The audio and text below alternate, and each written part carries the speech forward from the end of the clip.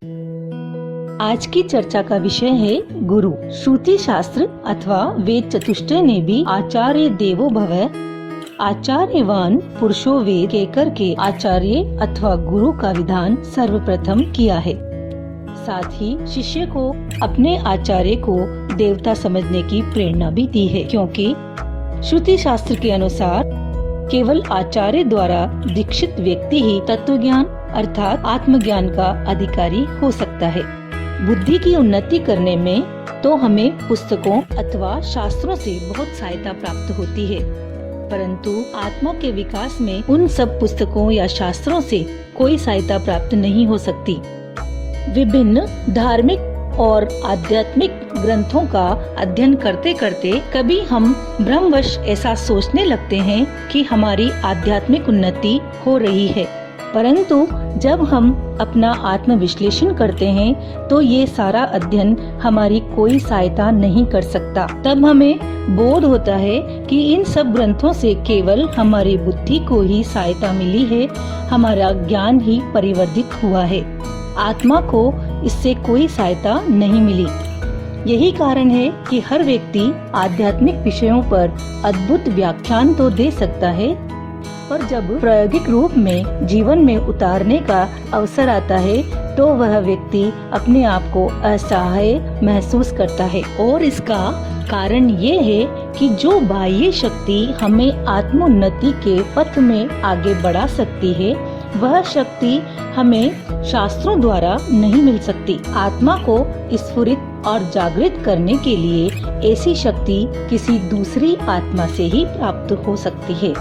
जिस आत्मा से ये शक्ति मिलती है उसे गुरु या आचार्य कहा जाता है, और जिस आत्मा को ये शक्ति प्रदान की जाती है वह शिष्य कहलाता है। इस शक्ति के संप्रेषण के लिए पहले तो आवश्यक है कि जिस आत्मा से ये शक्ति संचारित हो रही है उसमें उस शक्ति को अपने पास से दूसरे में संप्रेषित करने की क्षमता हो, और दूसरी आवश्यकता ये है कि जिसको वह शक्ति संप्रेषित की जाए उसमें उसको ग्रहण करने की भी क्षमता हो। अर्थात आत्मज्ञानी गुरु में इतनी क्षमता हो कि शिष्य को आत्मज्ञान देकर अपने समान आत्मज्ञानी बना सके और उसे आत्म साक्षात्कार करवा सके। तो शिष्य में भी इतना सामर्थ्य हो कि वह भी गुरु से प्राप्त आत्मज्ञान को आत्मसात कर सके। आध्यात्मिक गुरु के द्वारा संप्रेषित जो ज्ञान आत्मा को प्राप्त होता है उससे उच्चतर एवं पवित्र वस्तु और कुछ भी नहीं है, जिसको पुस्तकों के द्वारा कभी भी प्राप्त नहीं किया जा सकता। इसीलिए कहा जाता है कि दुनिया में उस ज्ञान को कितना ही घूम घूम कर ढूंढ लो, परंतु बिना गुरु मिले तुम्हें वह ज्ञान प्राप्त नहीं हो सकता। इसीलिए अनुभव सिद्ध ग्रंथों में कहा गया है कि गुरु को बालक के समान प्राप्त करो, उनकी सेवा करो, उनके प्रभाव को अपने हृदय की उदारता से ग्रहण करो, उसमें परमात्मा के व्यक्त रूप का दर्शन करो और गुरु को ईश्वर की सर्वश्रेष्ठ अभिव्यक्ति समझकर उसमें अपना ध्यान केंद्रीभूत कर दो। गुरु में अपने ध्यान को केंद्रित कर देने पर ज्यों-ज्यों उनमें हमारी यह ध्यान शक्ति एकाग्र होगी, त्यों-त्यों गुरु के मानव रूप का चित्त विलीन हो जाएगा, मानव शरीर का लोप हो जाएगा और यथार्थ ईश्वर ही वहाँ शेष रह जाएगा। ये गुरु ही मानव जीवन के सुंदर तथा अनुपम पुष्प हैं। जीवन के इन हृदयों की व्यक्त शक्ति ही समाज की मर्यादाओं को सुशिक्षित और सुरक्षित रखती है।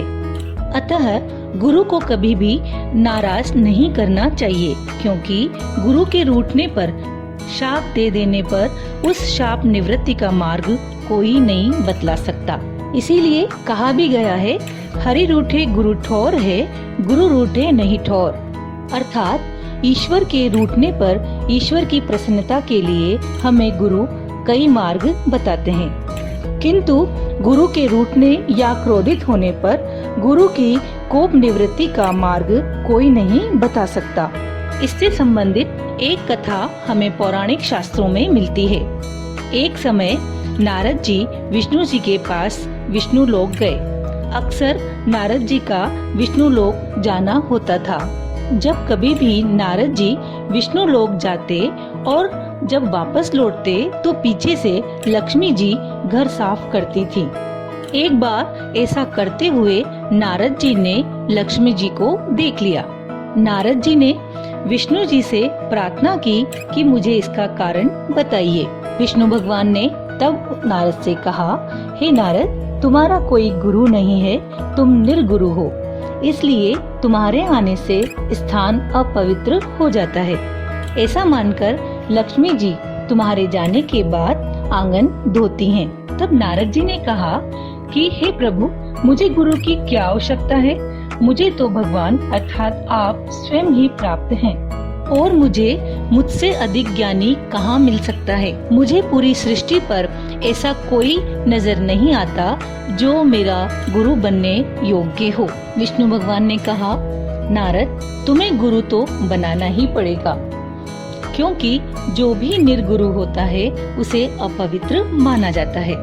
नारद ने स्वीकार किया कि मैं गुरु बना लूंगा, पर विष्णु जी से पूछा, हे प्रभु, मुझे गुरु कहाँ मिलेगा? तब विष्णु भगवान ने कहा कि जो कोई भी तुम्हें प्रातः काल समुद्र किनारे सर्वप्रथम मिले उसे ही अपना गुरु बना लेना। नारद जी ने इस शर्त को स्वीकार कर लिया। दूसरे दिन नारद जी प्रातः काल समुद्र के किनारे गए। वहाँ उन्हें एक बहुत काला कीर जाति का व्यक्ति मिला। उसे देखकर नारद जी खिन्न हो गए, परंतु नारद जी ने उसे प्रभु का आदेश मानकर अपना गुरु बना लिया। अब नारद जी उदास मना होकर विष्णु जी के पास विष्णु लोक गए। विष्णु जी ने पूछा कि तुम्हें गुरु मिला या नहीं? तब नारद जी ने कहा, गुरु तो मिल गया, किंतु उनका रूप, जाति और उनके ज्ञान से मैं संतुष्ट नहीं हूँ, क्योंकि वे मुझसे अधिक ज्ञानी नहीं हैं। वह मुझे क्या ज्ञान देंगे? उनको गुरु बनाना तो निरर्थक ही है। नारद जी के ऐसा कहने पर विष्णु जी ने कहा कि तुमने अपने गुरु की निंदा की है, इसलिए हे नारद, तुम्हें 84 लाख योनियों में घूमना पड़ेगा, क्योंकि गुरु निंदा से बड़ा कोई भी पाप नहीं है। ये प्रकृति का ही नियम है। तुमने गुरु निंदा जैसा महान पाप किया है। नारद जी ऐसा सुनकर परेशान हो गए। तब विष्णु जी से बोले, मैं क्या करूं? मैं इस आपत्ति से कैसे बचूं?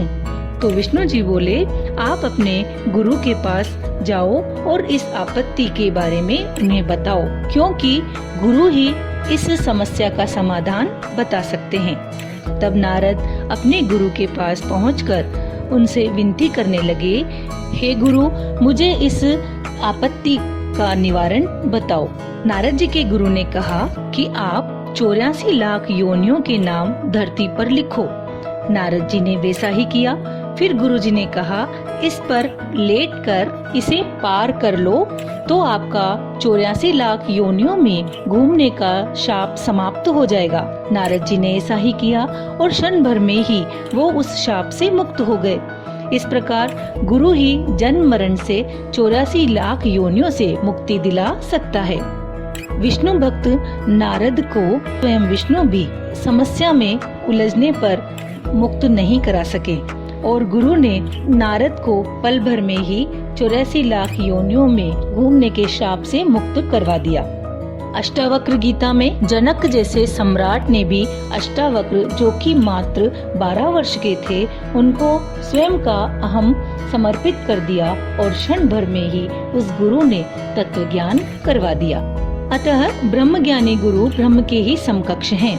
ऐसे ब्रह्मवेत्ता गुरु की वाणी ही संतों की दृष्टि में जिज्ञासु और मुमुक्षु शिष्य के सभी अज्ञान के पर्दों को खत्म करके आत्मज्ञान कराने में सक्षम है।